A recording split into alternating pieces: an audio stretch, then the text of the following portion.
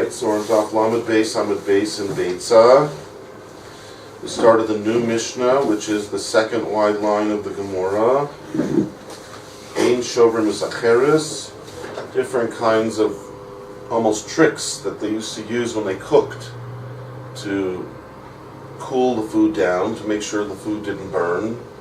Different ways of preparing fish, let's say, which today seems a bit strange, but in their day these were common enough ways to cook food, to add certain non-food items that were soaked in water to cool the process down, to keep it from burning.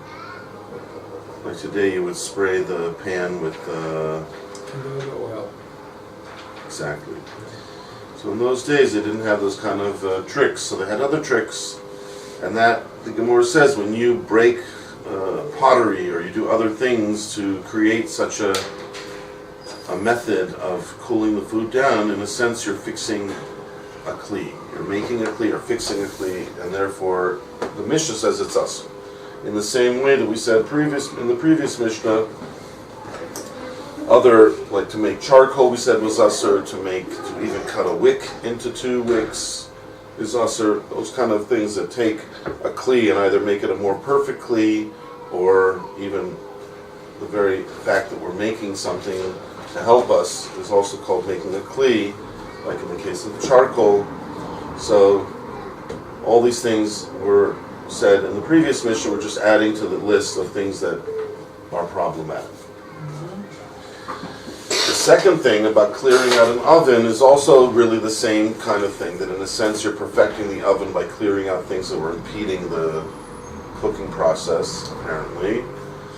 Except here it's more of a professional activity. It's almost like a malacha, so we get into the new question of, if I fix up the oven, I'm like fixing an oven, that could be considered a kind of malacha. Am I allowed to do that in order to cook food? So that's a new question called machshirei ochel nefesh. Just like we have a question, are you allowed to sharpen a knife to cut the food? So sharpening a knife is not directly preparing food, but it's machshirei ochel nefesh. I'm preparing something that will prepare the food, that will help me with the food. So it's two steps removed from the real ochel nefesh. So am I allowed to do that on Shabbat, on Yom Tov? So we see from here, we've had a run-in with the same machlokas before, that it's a machlokas Rabbanan and Rabbi Yehuda. The Rabbanan say you're not allowed, and Rabbi Yehuda says you are allowed. In this particular case, ironically, we follow the individual opinion, but it's sort of a hidden halacha that we try not to rely on when we don't have to, and we try very hard to bend over backwards to keep the chumrah of the Rabbanan, not to rely on doing halacha makshir el chumrah. So here in the Mishnah says it's asur to fix the oven by clearing out whatever in there, and the Gemora says, but it could be there are certain situations where there's no other way to cook that will allow you, because in the end of the day, on a kind of a secret, behind-the-scenes level, we do rely on Rabbi Yehuda when push comes to shove. And we have different cases in the Mishnah that are brought in the Gemora of Amoraim who felt that they had no alternative, because if their wife doesn't fix the oven or do something to help the food cook better, it's going to end up a very inferior quality food, which in terms of this halacha is considered like not having a proper way to deal with it. So you need to do this. You can rely on the Rabbanan, Rabbi Yehuda, and do makshir ochel nefesh. Okay, so where should we start? Tsama. Okay, so we're starting with the Gemora, asking on the very first halacha, which was right. The Mishnah said you're not allowed to break up pieces of pottery or cut up pieces of paper. As Rashi said, they were soaked in water and they were added to the frying pan to cool things down. So the Mishnah says you can't do it. Says the Gemora, why not? The simple answer is because you're making a kli. Right. Either fixing it up or making it. Right. In a sense, beforehand it was a piece of pottery. Now it's just a bunch of pieces of pottery that will be used to help cool the food down. It's as if you made a new kli least you improve the quality of that kli in what you need to do, which you need to create. Let's only discuss this whole sugya that's learned Beis and making a kli. That's the main topic. Follows very nicely with the previous mission where 3 examples were given of things you're not allowed to do because it's considered making or perfecting a kli. So that's the Gemora's simple answer. And now we go on to a more complicated question about clearing out the oven, scraping out the oven when something nasty fell in there, preventing you from cooking properly. Okay, and Rashi and Gemora says what? I'm going to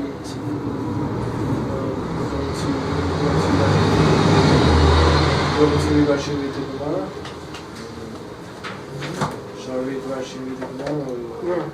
What? Okay. این garfing to know the Kiri who's down. He right. We don't scrape out an oven or double oven. كان الربع خايا با يوسف كما يدرب نخمان according to Reb Nachman. So here we have Tani, a certain Amora, in front of another Amora.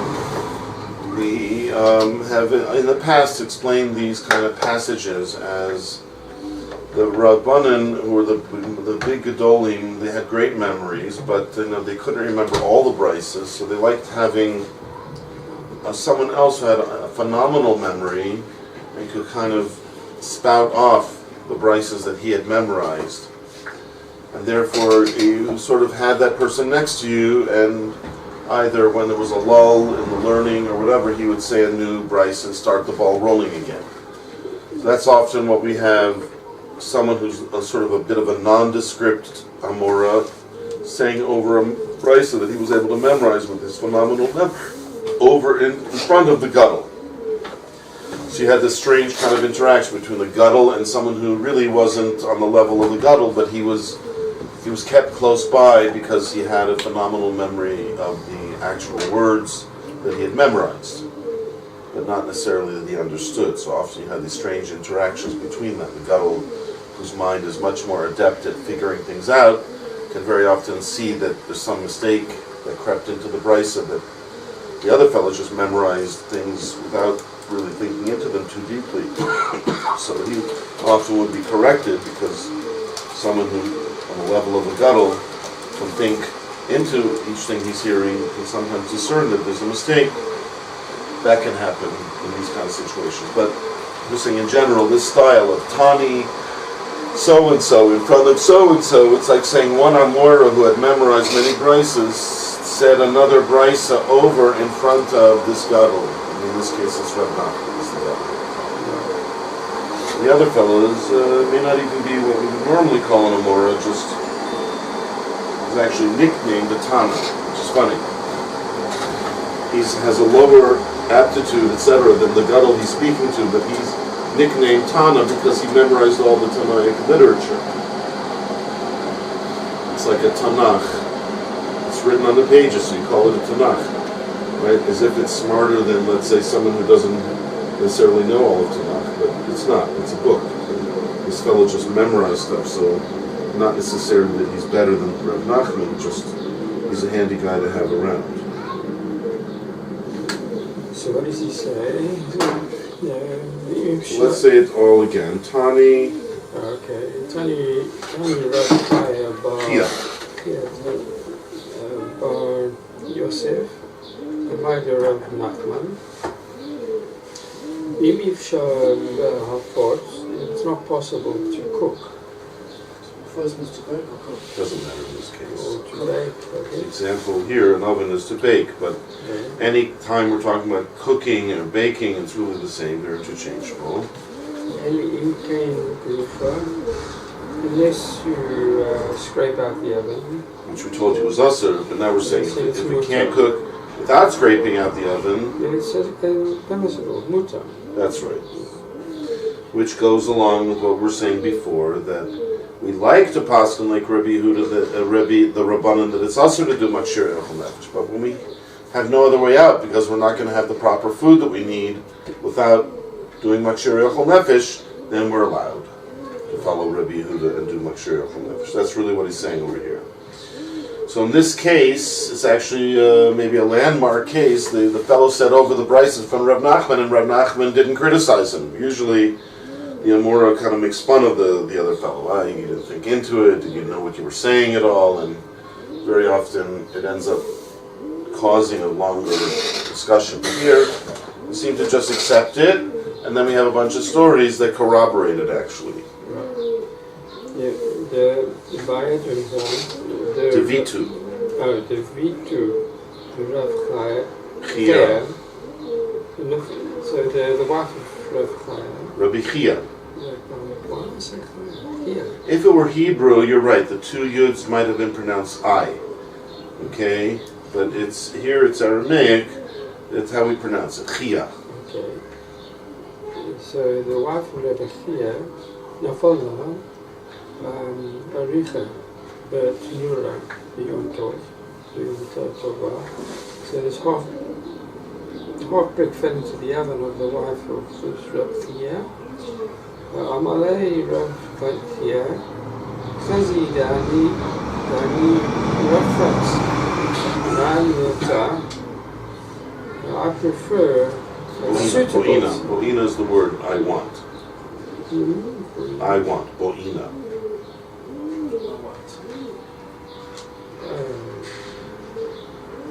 I see that it's in brackets. No, not actually. Next to it is a half bracket, which is just to tell you, to look in the margin, but there's also a half bracket with an asterisk. This part's not in brackets. This part's not in parentheses. Okay. So I prefer a quality bread, right? Right. Very high quality. Quality bread, a higher quality bread. A very high quality, like the highest quality, finest. Right. Grade A, as they call it. Okay, so Better quality bread. The highest quality. So I'm going rubber. So, no. I think the next one is actually another story, isn't it? Yeah, it is. It is. Okay, so before we go to the next story, why don't we just explain this one a little bit, touch more perhaps. So this half brick fell into the oven while she was baking. If the brick had stayed there, the bread would have had no space probably, and it wouldn't have come out as good. So Right. he allowed her to remove the brick. He preferred, by telling her that he preferred a better quality brick, right? Well, why did he tell her that? Yeah, because he wants her to take out the brick. He allows her to take out the So brick. she's going to end up doing something that we normally forbid, Yeah. because we've already established the principle that this fellow said over from Rav Nachman that if you have no other way, you're allowed to clear out the oven. In other words, if you have no other way, you're allowed to do Makshir Yochel Nefesh. Okay. Right? Right. So normally I would have said, look, I prefer the higher quality. But you'll still get some reasonable quality bread if you don't clear out this oven. Why did he tell her, I prefer the higher quality? Like, who cares what you prefer? If it's usur, it's usur. So we see that what? That what we said before, what did we say before? What are you allowed to break that halacha? And if you're unable to If cook, you're not able to unable to get good food, if you're not No, it didn't say good food before. It just said if you can't get food, yeah, unable to. period. you can't get food, then you're allowed to. So I would have thought this is not a case like that. I wouldn't have thought this is a You case. still get food, right? You still get food. You just said, I like the higher quality. But I think if we read Rashi, we'll see that that's what he was really saying. He was saying, look, for me, any inferior bread is like as if I had no bread at all. Right? Some people are very finicky. Right? Especially the people who are raised like on the higher class of society. Sometimes if you offer them like a normal piece of bread, they'll be like, what? I can't eat that. It's It's disgusting. fresh, piping hot. Not just piping hot. That type of bread it's a common type of bread. I don't eat common bread. It has to be from Paris. Has to be, I don't know, from an elegant bakery. It has to be who knows what. People have these standards of living that they mamish feel disgusted by lower quality food. Right? There are people like that. You know? Well, I was like, whoa, little. It's like if food falls on the floor. Some people just pick it up and eat it. They don't care. Some people are like, gross. What are you talking about? It was just on the floor. You know, it's been on the floor. said, yeah, but if it wasn't on the floor, I would have been handling it. You know what's on my hands? Right? People, like, they're weird, they have these double standards, but... They have germs everywhere going around. Yeah, so whatever, without getting into maybe you have a right to be careful, don't have a right to be careful, but that's the way people are. People get finicky about certain things. So he is saying to her, I know you would have thought this isn't one of the cases where you're allowed to take the brick out. Because it said before, the only time you're allowed to take the brick out is when there's no other way to cook the food. Well, here there will be bread. He's just saying there won't be the best bread. So he might have, if he wouldn't have said anything, she probably wouldn't have removed it. She would have just kept cooking and given him the inferior quality bread. It's bread. Sorry, it didn't come out so well. Your wife ever say that? I'm sorry it didn't. It's not as good. Yeah. My wife often tells me what went wrong. I was like, don't even tell me what went wrong. Now that I know what went wrong and I know I'm eating inferior food, it wouldn't have told me. I wouldn't have even known. You know? She must have known. I mean, she asked me a question. Otherwise, she would have kept her mouth shut. She said, can I take this brick out? He said, prefer the better brick. I mean, how would he have known that a half a brick fell into her oven while she was... Let's say she did ask him. Let's say you're right. Let's say you're right. Maybe she did ask him. Honey, I remember learning in seminary, they said if there's no other way of cooking, I don't believe there's a heter here, but I'm just telling you because you're the rabbi of the house and so on and so forth. And he said to her, you know, for me, I prefer the higher quality bread. Now, a normal person would have said, it's nice that you prefer that, but the halakha says we're not allowed to. And I'll give you another kind of bread, the inferior kind. Is not passing the back this time? No, that's if you read Rashi, he's telling her in a more refined way. These are refined people. So he wouldn't say to her, I'm not going to eat inferior food. He just said, I prefer the more. But she understood herself. She knows he's a very... because he's also like a very well-mannered fellow. He's not telling her the truth. The unvarnished truth is I will not be able to eat it if it's inferior. But she knows her husband. That's what he meant. Right? But without saying it in the overt way, he's telling her in the covert way that I really prefer the other. And she understands by herself that that means he will not be able to eat he really needs that. He needs that. In my house. Huh? In my house, the answer would be, you get what you get, mate. Exactly. You're lucky to get anything at all. But that's why you're not the Gadolador. Okay, but he was a Gadolador, and his wife knew that he's a Gadolador. But by the way, the word that's used in the Gemora here does have a bit of the ambiguity that we might need. Because bo'ina, when he says bo'ina, it could mean, that word boy, we know has three meanings. Need, want, and request. Right. It could be saying I want it, like I prefer it as it were. It could be saying I need it. You know, because I really need it. It's like there's certain types, like my wife, I need spelled bread. I can't, my daughters couldn't eat, any other bread. So needing it means that's all you can eat. If he meant the word bo'ina, I need it, he might have been saying to her, I won't be able to eat the inferior quality. Not needing it, right? Needing. No. N-E-E-D. So, and it could actually be a possible third explanation here, which is I'm asking for it. But that's, I think, in a response type of situation, less likely to saying I'm asking for it. And what does the little asterisk tell us to? No, that's the next thing. And the next thing they're telling you, that next little Amalei Rava appears in another Gemora. It seems like it appears either above or in Shabbos. I'm not sure, but the notation is a bit difficult. But I think it appears in Shabbos. Because there's two asterisks in this line. One of them with a bracket, one without. Yeah. One with the bracket seems to go to this one saying Shabbos, Sof Mem Beis. The one without could be pointing you to the side there that says La'el Kaftes. So, I think this, and the reason why it's good to know there's another Gemora that basically repeats our Gemora is that sometimes over there it's brought in a different context, sometimes a slightly different wording which could be helpful, and sometimes there's a Rashi there that there isn't here. It could fill in a gap that for some reason he didn't feel like filling in here. So But that's all in the next story. It's not in the story we're in right now.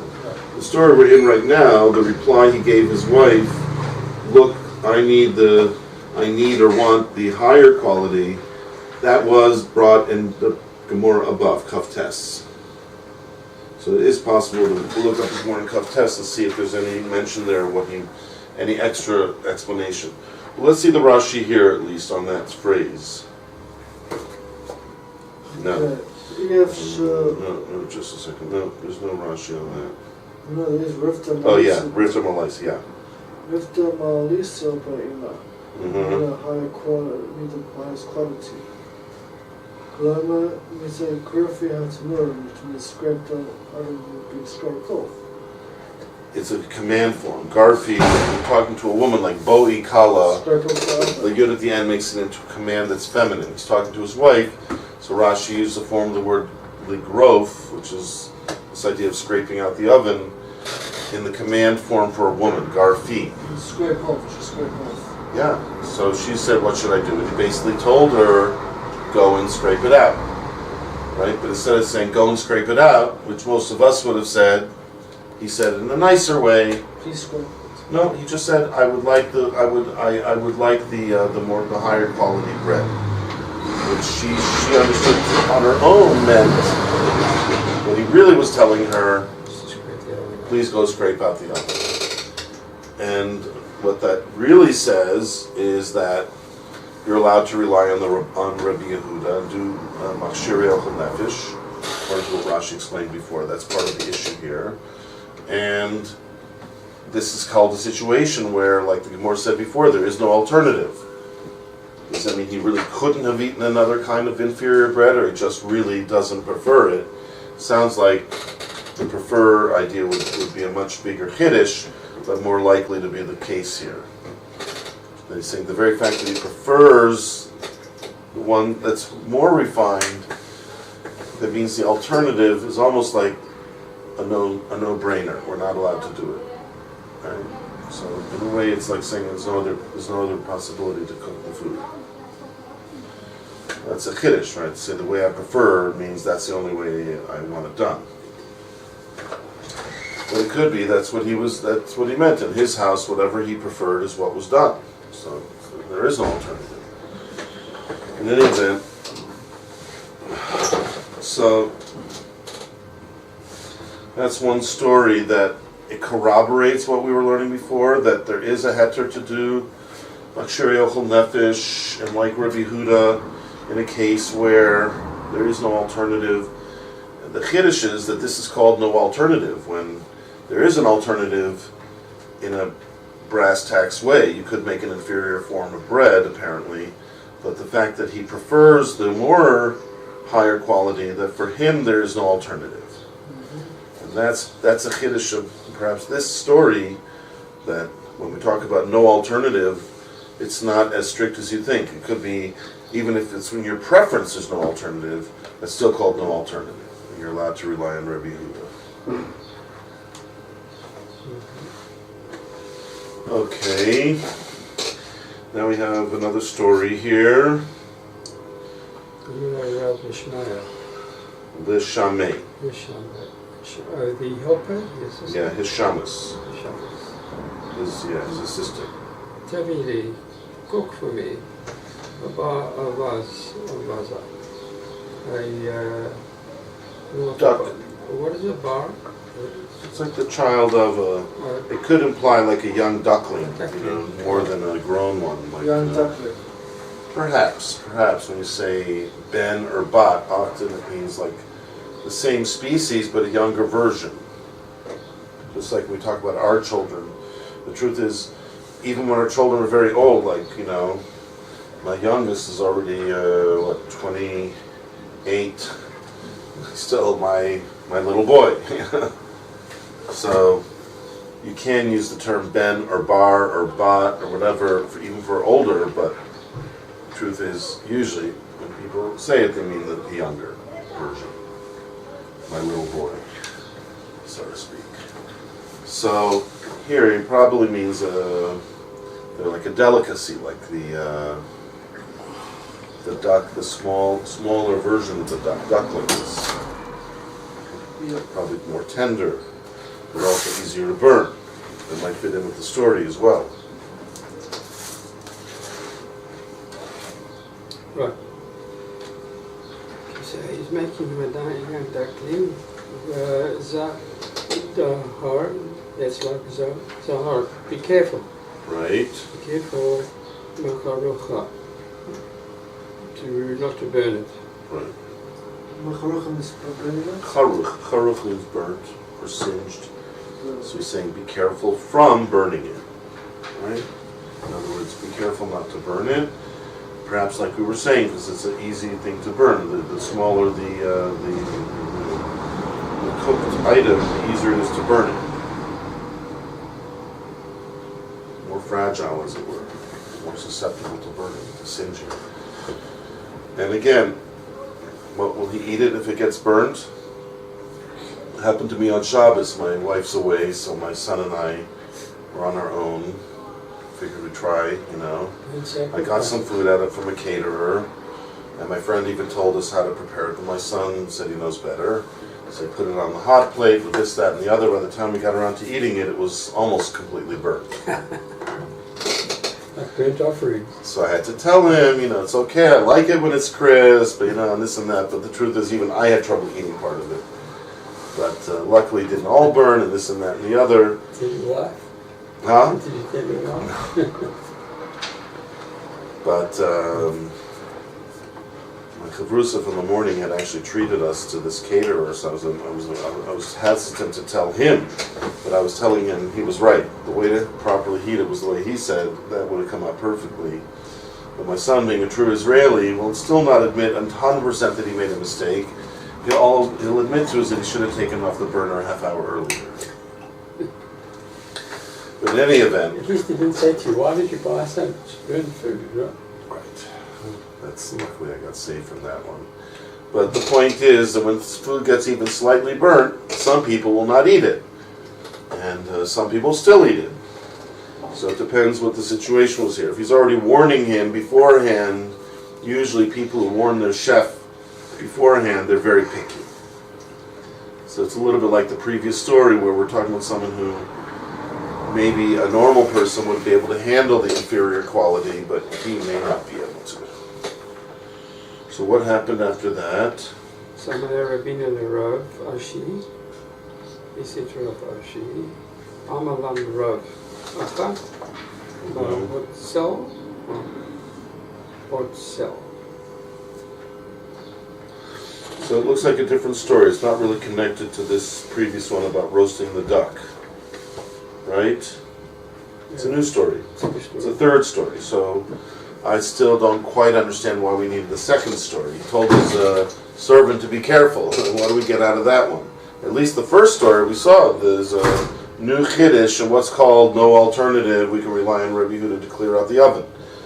What do we mean here, where he told him to be careful not to burn it? So far, from just the Gemora, I don't see at all any halacha coming out of that. Do you see any lesson, any halachic lesson there? Or just you see he was careful to tell the servant not to burn it? It's like an interesting personal anecdote. Any thoughts? Maybe the paper would burn. It has to fit into our sugya. Our sugya is a sugya where normally you're not allowed to clear out the oven, but if for you feel there's no alternative, then you're allowed to. So the first case was he felt it had to be done in order to ensure the quality of the bread. But what about this case? He's telling his servant, don't burn the duck. So what was he telling him actually? Was he telling him anything regarding our sugya, like you're allowed to clear out the oven? What was something implied in there? No, I scrape off the... What? Is it don't burn the duck means that not I scrape it off, it's be careful not to get burnt. So is there any halacha I'm learning from this? What's it doing in our sugya? It has to be something connected like the previous case, where now I know a chiddush in this halacha that I'm learning. That when I say if there's no alternative, you can clear out the oven. This is also called no alternative when you prefer the higher quality. Is something like that implied in these words? I don't yet see it. Perhaps Rashi will help us. Let's see if Rashi helps us here. Okay, is there a Rashi on this? There's actually two long Rashis, so perhaps Rashi will help us. Tavli Azaza. Yes. From the young duckling. So Rashi substitutes the Hebrew word for the Aramaic word. Tavi means saleh. What does saleh mean? Roast for me. Right. So Rashi does what he normally does. Right away he's translating the Aramaic into Hebrew. Tavi li means saleh li. Saleh means cook. Litzlot, so it's sliyah. You know what the Torah says about Korban Pesach? Sli eish. Yeah. It has to be roasted, pure roasting, no cooking in a liquid or anything. So they have a special way of hanging the Korban Pesach into the fire on a skewer, that special kind of skewer, so it doesn't have any cooking at all, just roasting. And its bells over the sides. That's again, in order that it doesn't cook from the inside.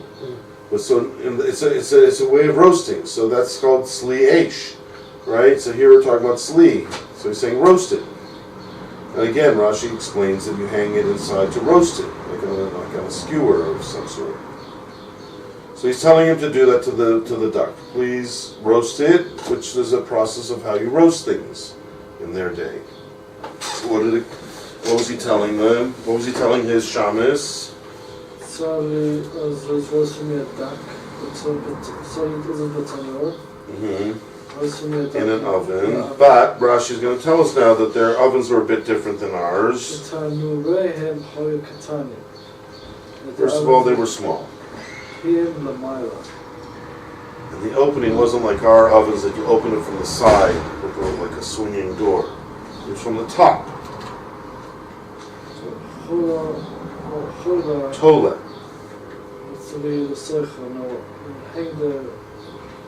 Roasted food into it, right? In other words, you have a way of like lowering the skewer down into the opening. Exactly like Korban Pesach, right? So some people close up the opening. Who need Tsama? Get Roasted. roasted. Okay, so that's an extra thing that Rashi mentions, that once you have it hanging inside, you actually seal up. It's like closing the door of the oven, that it should heat up better. You close the opening. So you hang it inside, then you close the opening. And now what? He said to him, as you're doing it, please, izdaher mecharucha. Be careful not to burn it.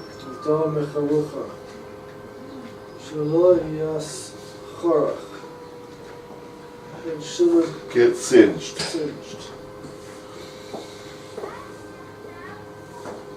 Now Rashi explains how it connects to our sugya. Watch what Rashi does now.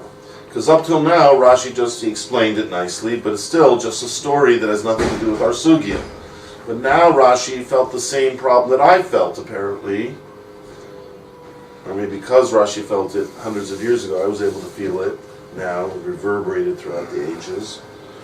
And Rashi now, to answer that question, says a kolomar. What does kolomar mean?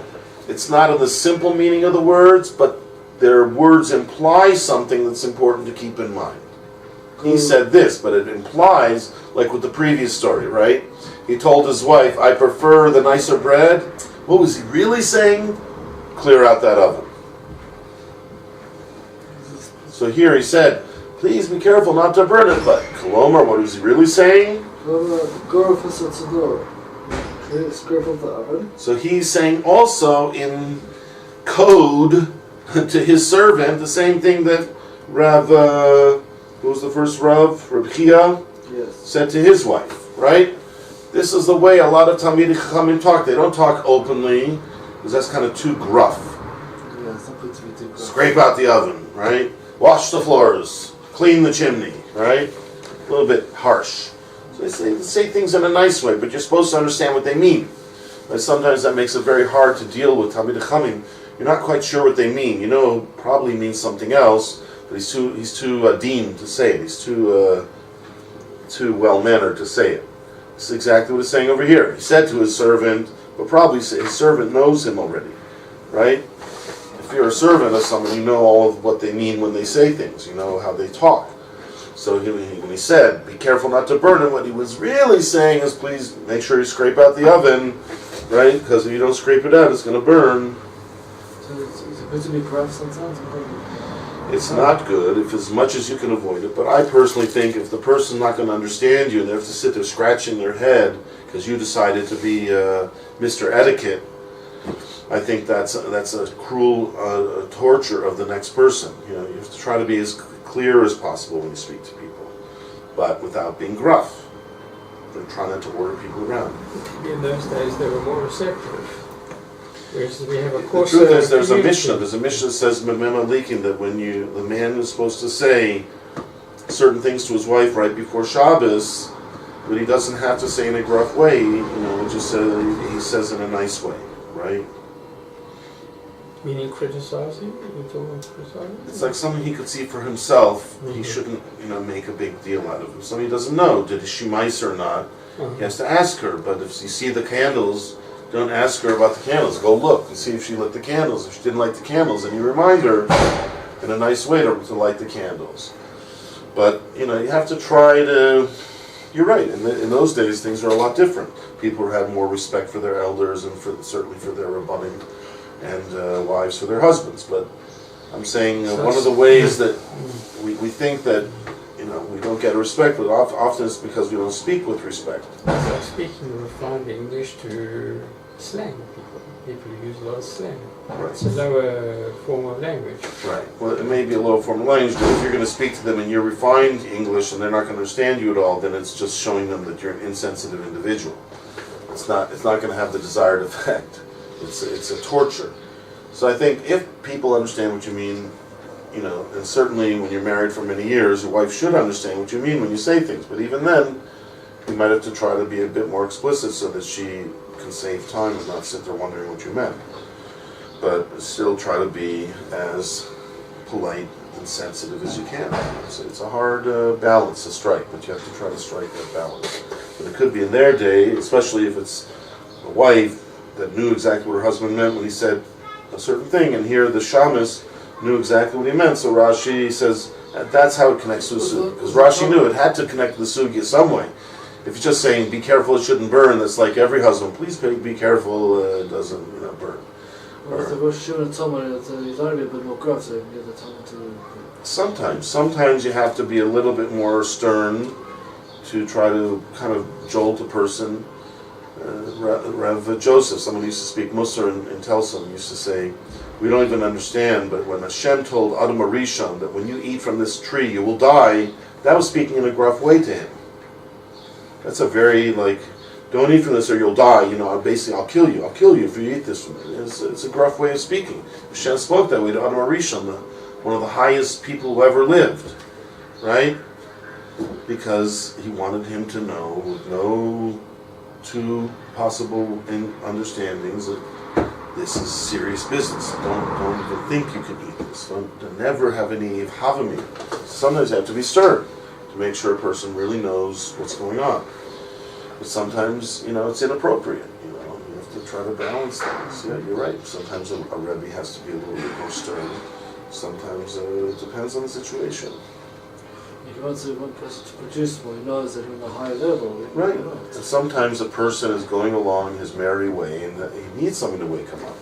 Just like Hashem sometimes gives us a situation in our life that kind of wakes us up and like, wow, I guess I hadn't been paying attention. Look at what happened over here.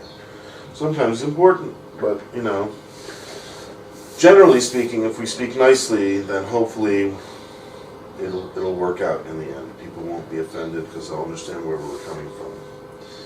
Okay, so let's go on with the Rashi. So he was really saying, please clear out the oven. That's how it connects to our sugya. Why would he connect? Why would there be a connection between clearing out the oven and don't burn the food? He was telling you, clear it out. Rashi says, Shelo yehebo. Shulav davar gavor. It shouldn't be in it. In the bottom of it, shulav is in the bottom of it. Bottom of it. A thing which is too high. In other words, you have the bottom of the oven. Is it shulav like a hem on a dress? Yeah, it's like the bottom, exactly. In a dress, it's the hem, but in a container, it's the very bottom of the container. Usually the sediment goes down to the bottom. That's also a usage of the word at the bottom, where the sediment settles in a bottle or something. But here it's an oven, it's probably the floor of the oven. Once things accumulate on the floor of the oven, they can go up, to the point where they're touching that food that's hanging in from the top. If something from down here, which is burning hot, piles up to the point where it's touching the thing that's hanging in from the top, what's going to happen? It's gonna get burnt. That's right, because what's touching the thing coming in is a glowing hot ember of some sort, very, very hot, and it will burn it. So therefore, you could have different things that project things upward are an ariach, a brick, or an evan. If there's those things in the bottom, anything above it is going to be raised up to a higher level, may touch the food that's supposed to be roasting. They used to use these things to heat up the tanner, right? They put in a hot brick or a hot rock, right? Sometimes you get a rock that's sizzling hot. You put it in the oven, it gets the oven hot. Nogea, if that ends up touching the roasting food, it will burn it. So that's how Rashi gets to our sugya through this instruction of not to burn it. Don't burn it means clear it out, because if not, something that's in there may be piled up high and end up touching the food that we're trying to roast and end up burning it. So what he really was saying to him is, please clear out the oven. And therefore, we have another chiddush that even though it's in there roasting and it doesn't really need to be cleared out. It's not like it's not cooking properly, but something might touch the food and burn it. How much is it going to burn it? Wherever it touched it. It's not going to touch the whole thing. But for that little bit, he feels it has to be cleared out to make sure the food is perfect. So this is another chiddush in our sugya, that when we said you're allowed to clear out and do machshiriyah, chol nefesh, for the sake of the cooking of food, it wasn't just if I have no other way of cooking, like we saw by the bread, even just a higher level of quality. But here we're seeing even if one little part will burn, that's also called no other method.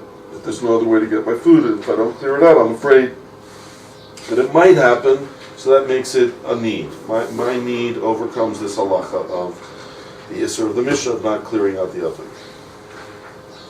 Okay, so I'm glad we read the Rashis, and I'm glad Rashi went out of his way to explain it, because to me, the story made no sense, how connected to our Suki. Rashi obviously understood that it was a problem and supplied the information. What? Speaking code language. It's like speaking code, right? But hopefully they understood him, and we should also try to emulate them to speak a little bit more nicely where it's possible.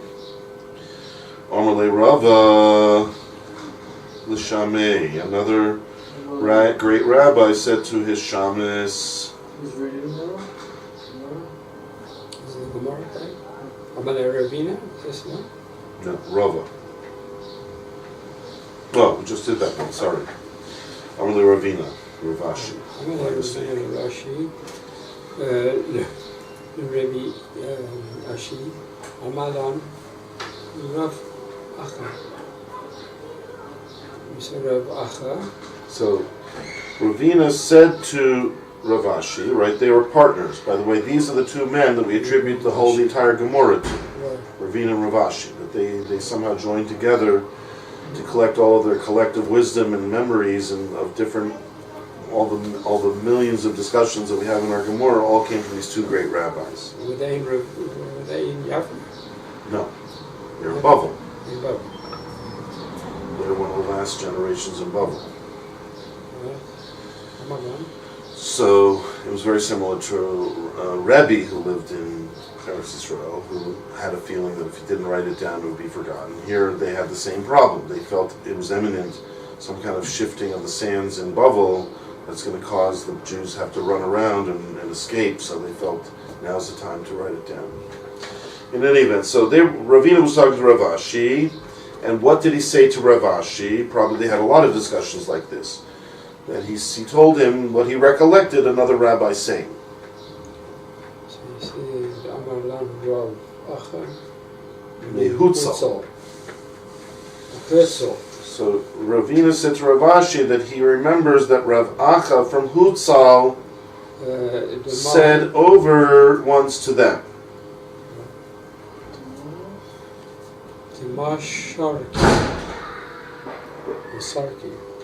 Sharkan le Tanura Yamatava. Right? Mar was some master that everyone, sometimes when you say the master, everyone knows who you're referring to. So whoever Rav Acha would have meant when he said Mar, hopefully Rashi will fill in the gap. Who is this guy? Some great master, some great rabbi said that we're allowed to be shorek, a tanur, on Yom Tov. Let's just assume in the context of this whole Gemora that every story so far has had to do with clearing out the oven. Perhaps this is another word, maybe in Aramaic, for all I know. It's not rake, I mean it's empty. Maybe. In the Hebrew. What? Rake. Rake. This shin here is part of the root. Shark. Sharkin is like... So I'm not sure exactly what that word is, but let's say I even just assume for the time being till I see Rashi that it means like clear out. So he's saying it in the plural, and when you say a plural verb, you're kind of like saying this is what we do, meaning we're allowed to do it. So he said it as if it's a lichatchila halacha, not just like up till now we had each rabbi was like observing a kind of a lichatchila b'di'evet situation. Lichatchila, you should try to be machmir. If you cannot clear out your oven, like the Rabbanan said, don't do much shir HaKodesh. But if you have to, because you have some kind of great need of even the quality of the food type of thing, then you're allowed to. But every story we've seen, it's been like, okay, if you're really in a bind, you can rely on Rabbi Yehuda, right? Like that. Like Rabbi Yashiv told that guy, if you're really in a bind, you can rely on Rabbi Meir to eat the food there on the base. So, till now, I had the feeling like we try not to clear out an oven unless it's a real serious situation, right? Like the original halacha. If you have no other way, then you can do it. But here he's just saying in lechatchila, we do this. If he's saying clear out. If sharking means clear out. If the sharking is like gorfing, then it's as if he's saying, we're allowed to do it lechatchila, right? Because when you say halacha with the verb in the plural present tense, it's like saying, this is what we do, we're allowed to do it. That would be a big chiddush. But till now we were saying we have to be careful, only do it when you have to do it, there's no other way, right? But here he's saying, you do it, right? It's allowed. Right? He's not even imagining that the halacha is like the Rabbanan. He's just saying, you can follow Rabbi Yehuda, Machshir Achol Nefesh, fine. Okay, that's a chiddush. So... Yeah, do you want to say no? So we're allowed to clear it out on Yom Tov? He said it. On Yom Tov. Right. Assuming sharking is gorfing. Right. I might be wrong on that. But it would make sense in our sugya, and it would also make sense that Ravina is clearing it with Rav Ashi, like that's what they used to do.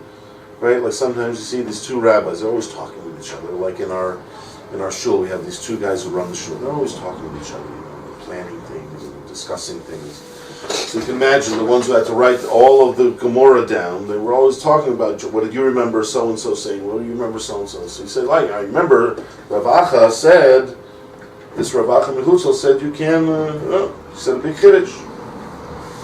So Amar Lei, so let's just keep track of who's talking. So now it's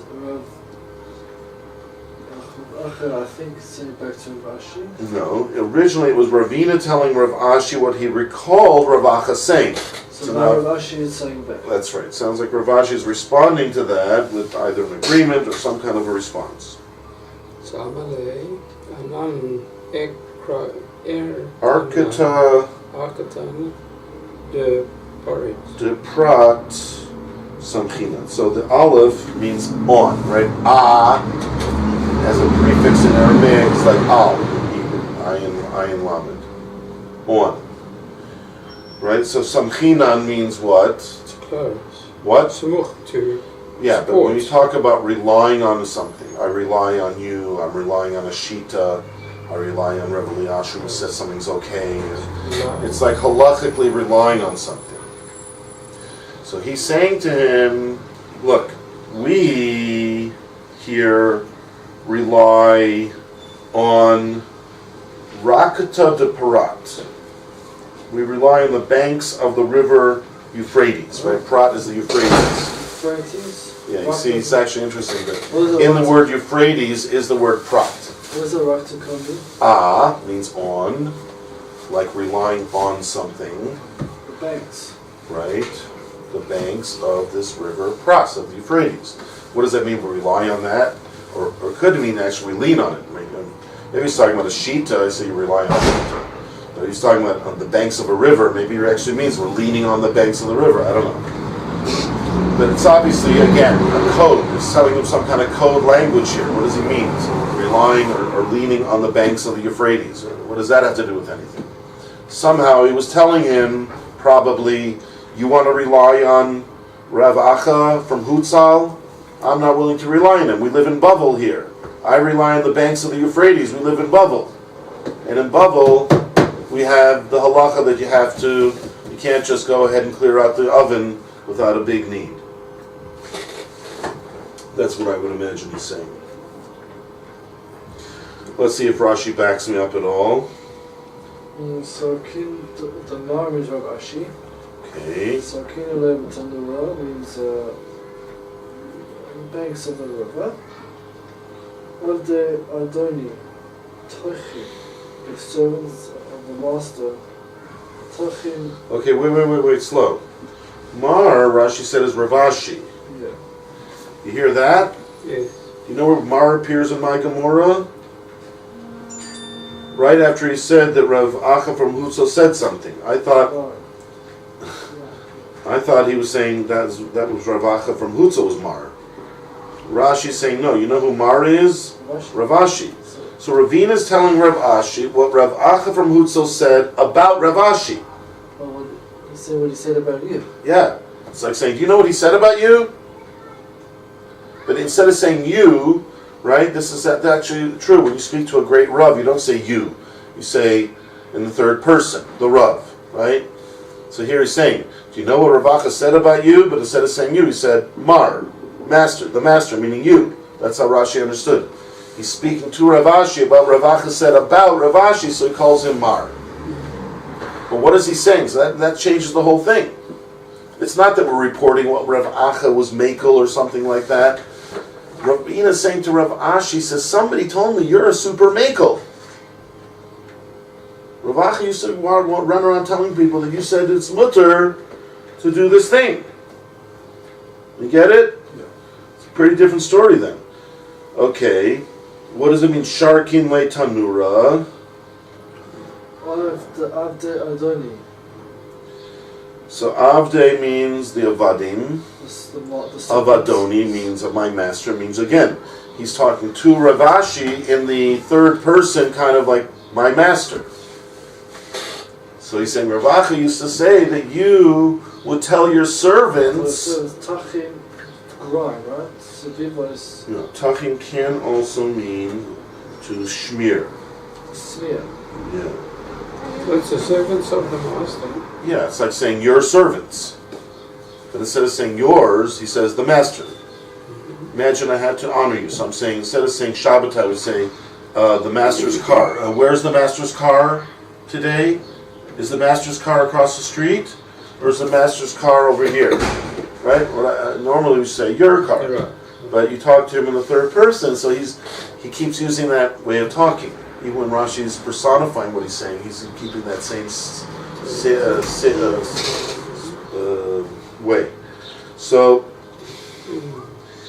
he's saying he would tell the master, his own servants, okay, to smear. Smear Sarivo is Kiswe. Pi hatanur. Surroundings of the oven with the entrance of the The little opening, like the opening. opening of the oven. Remember Rashi said before, it's open, right? So they had to close it off. They they sealed it off. But when you put something on top, right, like when you put a pot cover on top of a pot, if it's really boiling, what's going to happen? The steam is just going to escape, which often is good. But like a pressure cooker, for example, they don't let the steam escape. They can cook it much faster if it's all within, right? So sometimes you used to seal it up to keep the heat in to cook better. Helps it to cook, but also can cook much more fast, can burn it as well. But he said that's what he used to tell them. Smear around, right? Now smearing might be a malacha. So that might be another example of doing a malacha for the sake of the cooking, but it's a two-step removed. I'm not doing it to the food, I'm not doing a preparation actually to the food, I'm doing something to the oven that's going to make the oven cook better. It's makshiri ochel nefesh. Okay. What? Shlo Just one second, just a second. What are you asking? Techin, smear. The word tachin, tach. Tach can mean to smear in Aramaic, I suppose. Because he's right, the word liton, if the nun was part of the root, then it would be more like the liton word, which is to grind. But here I think it's just the plural. Sharkin, tachin. The yud nun is not part of the root. The real root is tach. Tach means to smear. Shlo yetzechama shouldn't go out from the heat, right? Right. So he said you smear betit with mud. Shouldn't Shlo go off. yetzechama. The heat shouldn't escape, like you said, like a pressure cooker. Should sleep beside when the rice is inside of it. Right, like Rashi said before, you suspend it inside and then you seal it off. And now he's saying you sealed it off and smeared so that nothing should escape, no heat should escape. So ruach kasher, With sleep. the wind is difficult. Yeah, we'll make it inferior quality, right? It's kasher means it'll damage it in some way, right? If the wind is blowing in, it'll come out an inferior quality food. So Rashi just did the same thing as the past two guys. He said, something I'm telling you to do right now is in order that the food should come out of higher quality and not inferior quality. Because if it wasn't sealed properly, the air coming in would damage the food somewhat. Time alone, also. Okay, so now that's what Rav Acha said that Rav Ashi allowed his servants to do. But now Ravina is saying to Rav Ashi, according to Rashi, that it's a tema lon milsa. Well, I can tell you when you say to you that it's a... Tema means astonishing. It's a wonder to... Yeah, not tema likes Well, to it's say that what's with an aleph at the end. It's a wonder to us, right? Yeah. It's It's like, how could you, like, how in the world did you ever say that? How could you ever be mater that? it's a wonder to us. Right, so Ravina was basically saying this over to Rav Ashi to sort of say to him, hey, boss, like, how come you were ever so makel? Shuv the gvul tit, Gibul. the gibul tit. That's the difference. Gvul would be a border, but gibul means the kneading. Taking dirt and adding water and like mixing it all together. That act of mixing water and any other substance to make like a thick, gluey substance is called gibul, kneading. It's a malacha. Tolda the lisha heat, tolda of... Kneading, right? It's one of the ways of doing kneading. So therefore, he was saying to him, look, it's a malacha, and you're not preparing the food. You're just covering making the covers more sealed off from the outside air. But that's a makshir ochel nefesh then, right? You're fixing up the oven to be a bit better work a bit better, but that's makshir ochel nefesh. How could you allow that? Seems like you're allowing Rabbi Yehuda, but not even in the case that Rabbi Yehuda, we said you can only rely on him in an emergency situation. You have no alternative. That's the way you did things in your house. So I'll have to see tomorrow how it So worked out.